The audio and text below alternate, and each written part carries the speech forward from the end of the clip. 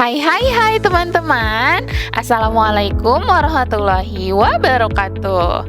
Bertemu lagi dengan Kak Eka, masih di acara Cendol, cerita dan dongeng online di Spusibda Kota Sukabumi di episode ke-162.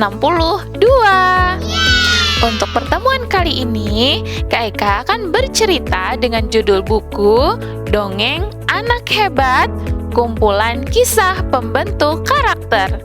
Buku ini diterbitkan oleh Buana Ilmu Populer. Dan cerita yang akan Kak Eka bacakan kali ini berjudul Sarung Tangan. Teman-teman punya sarung tangan di rumah? Alkisah di belahan bumi lainnya sedang mengalami musim dingin. Pada suatu malam di musim dingin tersebut, seekor tikus kecil sedang menggigil mencari tempat untuk beristirahat. Kebetulan, seorang tukang kayu menjatuhkan sarung tangannya di atas salju. Benar-benar berkah yang indah, seru si tikus kecil. Dia pun langsung masuk ke dalam sarung tangan tersebut untuk beristirahat. Tapi ternyata malam itu tikus kecil tidak bisa tidur. Dia mendengar suara aneh dari luar sarung tangan. Krok, krok, krok, krok. Izinkan aku masuk bersamamu, di luar sangat dingin sekali.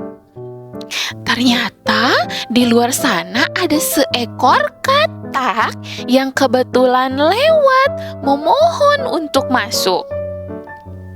Akhirnya tikus kecil itu pun mengajak kodok itu untuk beristirahat. Setelah beberapa saat kemudian, lalu ada seekor kelinci yang datang melompat-lompat. Dingin sekali, telinga dan jari-jariku kedinginan. Kumohon, izinkan aku tidur bersama kalian, ya, kata si kelinci kecil. Maka tikus kecil dan katak pun mengizinkan si kelinci untuk masuk. Masuklah, cepat, kita akan berhimpitan di dalam sini, kata si tikus kecil. Lalu setelah mereka bertiga masuk ke dalam sarung tangan tersebut, beberapa saat kemudian seekor rubah mendekati sarung tangan dan memasukkan moncongnya ke dalam. Hei, shh, bisiknya. Bolehkah aku masuk ke dalam sarung tangan kalian? Kaki-kakiku kedinginan dan membeku. Aku tidak bisa berjalan, kata si rubah tersebut. Iya, cepatlah masuk. Kita hangatkan diri bersama-sama, kata si tikus kecil. Akhirnya rubah pun masuk ke dalam sarung tangan. Namun tiba-tiba, kret, sarung tangan tersebut robek. Jahitannya terlepas. Namun mereka masih bisa menghangatkan diri di dalam sarung hangat tersebut. Setelah itu, beberapa saat pun berlalu. Akhirnya ada seekor anak beruang yang lewat. Dia melihat sarung tangan tersebut dan ingin masuk juga ke dalam, karena dia sangat merasa kedinginan. Hai teman-teman, salju menutupi tubuhku. Aku jadi mirip beruang kutub, gumamnya sambil melirih. Tolong berikan aku tempat untuk beristirahat, kata si beruang kecil. Binatang-binatang yang berhimpitan di dalam sarung tangan tersebut pun mengizinkan anak beruang itu masuk. Hingga mereka semua sangat berhimpitan. Namun mereka bisa merasakan kehangatan. Setelah beberapa saat mereka di dalam sarung tangan, tiba-tiba seekor kecil memperhatikan bahwa sarung tangan itu sangat penuh. Dan dia berpikir, aku juga ingin tidur di dalam kehangatan.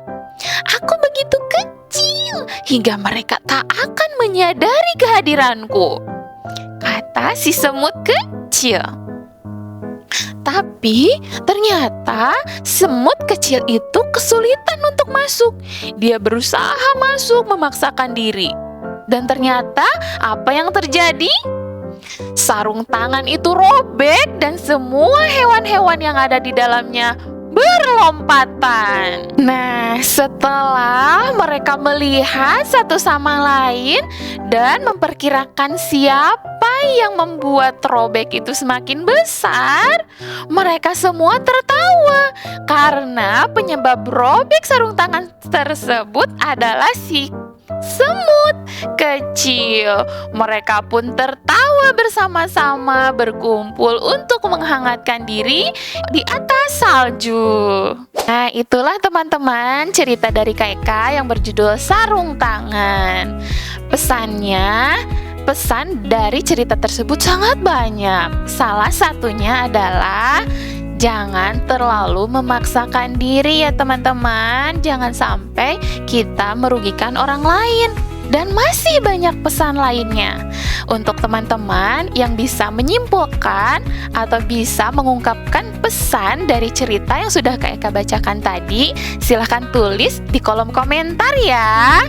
Terima kasih sudah mendengarkan cerita Kak Eka kali ini. Jangan lupa like, share, komen, dan subscribe. Sampai bertemu di episode Cendol berikutnya. Dadah. Assalamualaikum.